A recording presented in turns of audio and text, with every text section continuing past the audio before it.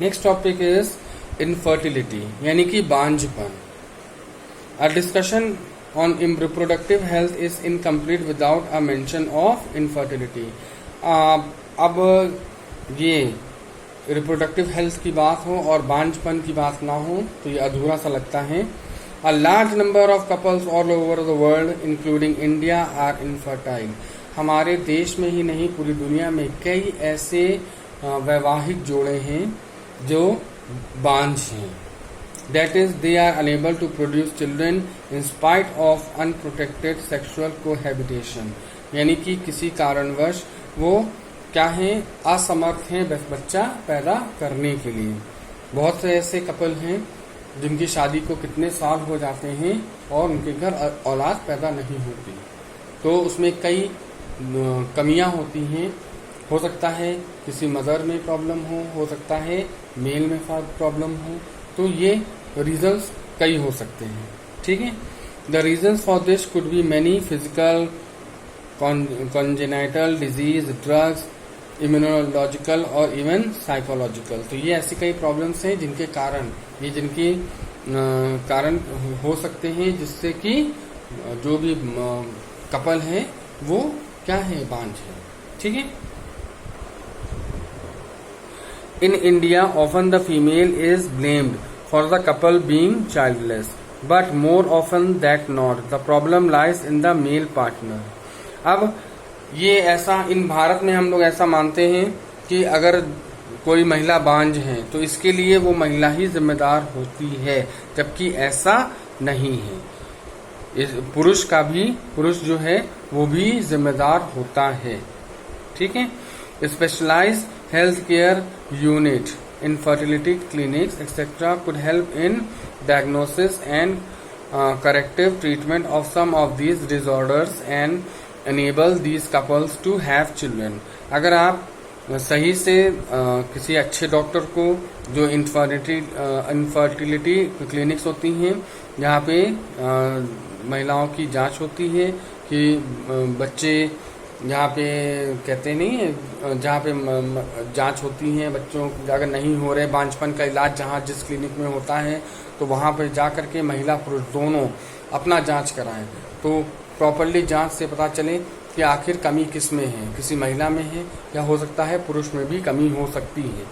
अगर कोई कमी होती है उसका इलाज किया जाए और इलाज करने के बाद सही होता है तो आगे जा करके उसके बच्चे हो सकते हैं।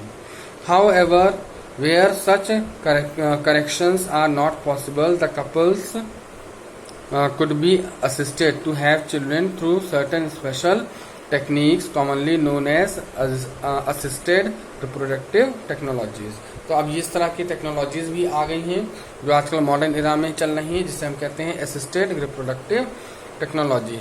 यानी कि हम क्या करते हैं, एक साइंटिफिक तरीके से बच्चा पैदा करवाते हैं। ठीक है, एक बच्चे की कहते नहीं है कि पहले के ज़माने में ये नहीं था, लेकिन आज ये टेक्नोलॉजीज़ हैं, टेक्नोलॉजीज़ इतनी डेवलप हो गई हैं, इंडिया में नहीं हमारे वर्ल्ड के कई ऐसे कंट्रीज़ हैं जो इस तरह की टेक्नोलॉजीज़ जो होती हैं वो डेवलप हुई हैं, जिसमें जो कहते हैं बांझपन का, आपने ऐड देखा होगा कि बांझपन का इलाज, शर्तिया इलाज, तो वो ऐसी टेक्निक्स होती हैं जिनसे कि बच्चे पैदा किए जा सकते हैं। वो कौन कौन से हैं वो भी बताते हैं आपको।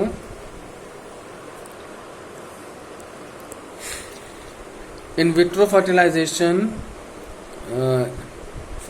IVF fertilization outside the body is almost similar condition as that in the body, followed by embryo transfer in is one of such method। Embryo transfer करना यानी भ्रूण का क्या किया, ट्रांसफर कर दिया, जो जाइगोट बन रहा है उसको निकाल करके ट्रांसफर करना।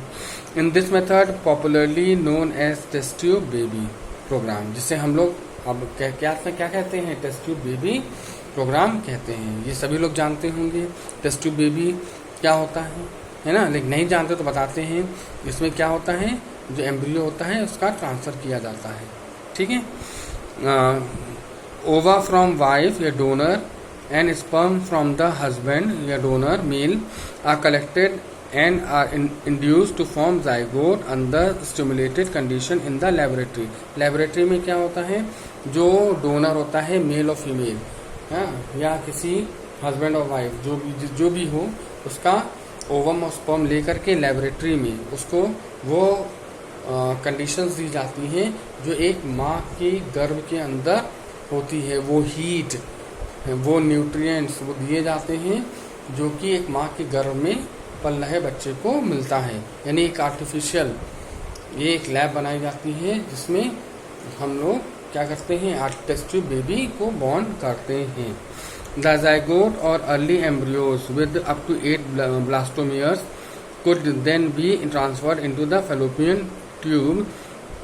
Zift zygote intra-fallopian transfer and embryos with more than 8 blastomeres into the uterus. अब क्या किया जाता है, फेलोपियन ट्यूब में जो जाइगोट होता है उसके 8 ब्लास्टोमियर्स की जो स्टेज होती है तभी क्या किया जाता है, फेलोपियन ट्यूब में ट्रांसफर किया जाता है, जिसे हम कहते हैं जाइगोट इंट्रा फेलोपियन ट्रांसफर।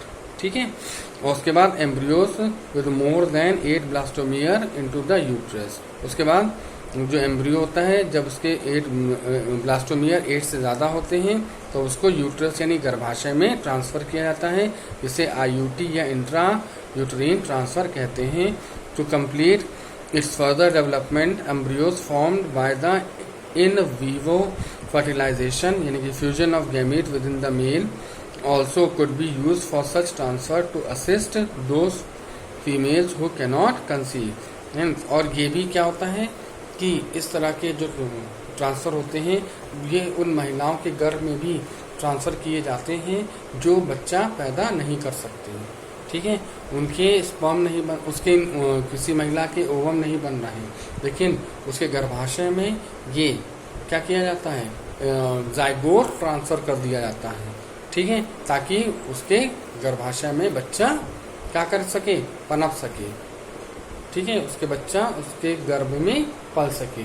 भले वो ओवम नहीं निकाल पा रही है, लेकिन उसके गर्भाशय में क्या किया जाता है, उसके यूट्रस में ये जाइगोट ऑपरेट करके डाल दिया जाता है, ताकि और धीरे धीरे उसके बॉडी में डेवलपमेंट होता है और वो प्रेग्नेंट हो जाती है। क्लियर?